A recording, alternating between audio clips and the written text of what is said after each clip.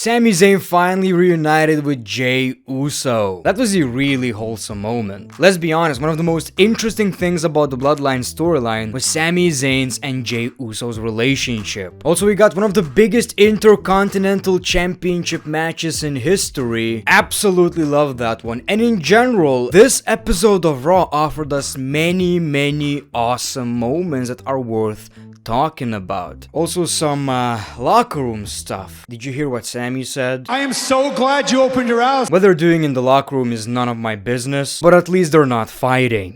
Pretty eventful episode of Monday Night Raw, let's talk about it. The show kicks off with Jey Uso, who looks like an absolute star, and I did get used to the theme song. He always wanted to do this. Welcome to Monday Night Raw. He already missed the WWE, but Jey really hit his breaking point. Every week he was fighting with his family. Out of the blue, he got the unexpected call from the American Nightmare Cody Rhodes. That's why he is on Raw. He says he might have created some enemies in the back because of his past, but they know where to find him. Main event, Jey Uso is now in your city. We see Sami Zayn. Everyone is chanting Usi. Sami says it's pretty crazy to see Jey standing here. And yes, a lot of people in the back will have a problem with you. I just wanted to tell you straight in your face, I'm very happy you're here. Everything you did in the past few months had to be hard. But you did it. You broke free. Sami says, I know we have history. I don't expect us to be buddies overnight, but I'm really proud of you. It seemed like Jey is not into it, and Zayn says, whenever you're ready to talk. Zayn is about to leave, and Jey says, that wasn't very Usi of me, right? And of course, Sami Zayn hugs Jey Uso. Right off the bat, we do see the people who have a problem with Jey Uso. This is gonna be interesting. I absolutely love this. This was really wholesome, long-term booking right here. And it seems like Sami Zayn is going to be the only one who appreciates Jey Uso being there. Jey Uso has almost as many rivals backstage as CM Punk in AEW. I think it's gonna be pretty interesting. I can't wait to see how Jey Uso wins over Kevin Owens, because now Sami Zayn is in some trouble. He'll either have to choose one of them or change their minds. But man, Jey Uso looks like such a star right now. Look people, one day we'll get the Usos back. Can we appreciate the fact that Jey Uso is his own man right now and he's doing absolutely unbelievable? A tag team wrestler, a twin tag team wrestler, became one of the biggest main eventers in WWE today. Seth Rollins is taking his place on Raw very seriously. Despite the injuries, he is going to be here tonight. And Ricochet respects that. We saw a tornado tag team match, the Viking Raiders versus Drew McIntyre and Riddle. Man, I love tornado tag team matches, and that's probably because we see way too many 6 tags and I got bored of them. I guess it just feels so refreshing, and the match was actually really fun to watch. Like I've said many times, Viking Raiders are really good. I don't like the gimmick, you know, what am I supposed to think? I too wanna shit in the woods and not wash my ass? Well, in this match we got Kofi Kingston, who accidentally hit Riddle, and the Viking Raiders won the match. Drew McIntyre doesn't believe that this was a mistake because he accidentally attacked Xavier Woods last week, so we have a problem. I'm not saying it wasn't entertaining, but again, Drew McIntyre doesn't fit in. I want to see something bigger. I want to see a big rivalry with Drew McIntyre. Just listen to this. Drew McIntyre is in a rivalry with the Viking Raiders. We see Seth Rollins and he's talking about Shinsuke Nakamura. He's not happy with the fact that Shinsuke was standing, that he took more damage than Shinsuke Nakamura, so he wants a rematch. He calls out Shinsuke Nakamura and Shinsuke doesn't accept the challenge. He keeps saying rematch. Shinsuke says, no, we got a brawl between the two. Ricochet came in with the save, that's how much he respects the World Heavyweight Champion. And this turned into Ricochet versus Shinsuke Nakamura, which was, as you can imagine, a very fun match. Shinsuke was going for a Kinshasa, but Seth Rollins interferes, and we got a fight between Shinsuke Nakamura and Seth Rollins again. But Shinsuke again came out on top. Seth needed Ricochet's help. WWE are doing a great job with Shinsuke Nakamura. It took 2 men to try to put him down, unsuccessfully. This is the first time Seth Rollins is desperate during this World Heavyweight Championship title reign. And you might be wondering why Shinsuke Nakamura doesn't want the championship match. I know it sounds odd. Seth is literally not only giving him the championship opportunity, he's begging for it.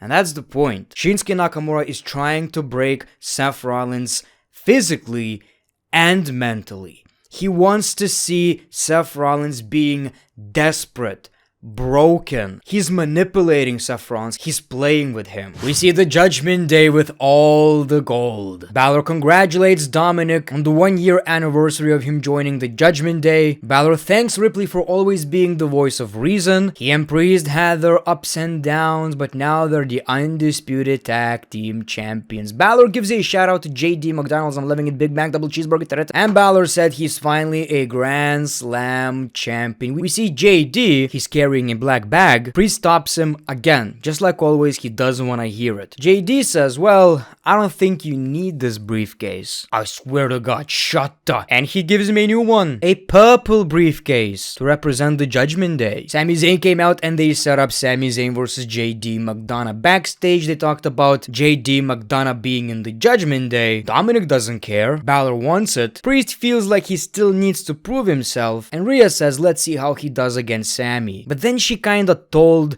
Dominic to take care of this. So when we got the match, which was pretty okay, like I've said, JD is growing on me. I think he's pretty unique in that ring, and that's always great. Dominic Mysterio helped him to win, and the Judgment Day are impressed. It took me a while, but you know what, people? I'm all in for JD McDonald's Big Mac double cheeseburger. I'm loving it in the Judgment Day. It did seem a little odd at first, but I guess I got used to it. And the briefcase looks good. Now, knowing WWE, I could be wrong, but every time someone gets a custom briefcase, except for RVD, they lose. So, I don't know about that, but one thing's for sure, he's gonna keep that briefcase for a while. Adam Pearce promises Raquel Rodriguez a rematch, and we see Chelsea Green. Piper Niven is not medically cleared, women's tag team champion, that's always the case. Green even talked about the championships being cursed, but she doesn't believe that. Again, Green was just being disrespectful, which I find really entertaining. She talked crap about Rodriguez, but she heard it, so we got the match, and as you can imagine, this was pretty short. Raquel wins the match, and announced that Dominic will not be able to interfere. Man, Chelsea Green is so good. I know a lot of people keep saying it, but it's absolutely true. One of the best Triple H's signings. Zoe Stark versus Shayna Baszler was pretty fun. This match gave us an interesting vibe. It almost seemed like Zoe Stark is a rookie, but Shayna Baszler is a veteran at this point, which kinda makes sense, you know. Time flies in wrestling. I don't even know what to tell you. Still feels like she's a brand new superstar. Shayna Baszler won, but they have that mutual respect. I'm not sure if this is going to be an issue, but Shayna Baszler and Zoe Stark are kinda the same character in a way. And both of them being on the same brand, I don't necessarily get it. Adam Pearce said that there will be a superstar from Raw going to SmackDown. So it's gonna be interesting to see who's going to SmackDown. And I bet it's not someone who's even on Jay's level. Jay is literally one of the biggest main eventers. I could see Cody going to SmackDown. Maybe that's the story, but when you think about it, it's way too early for Cody to go to SmackDown. We still need to wait a few months, quite a few months. We see The Miz, and his guest will shed light on what happened at WWE Payback. The greatest of all time, John Cena. You get it? You can't see him. The cameraman did a great job. He was, acting as if John Cena was running to the ring.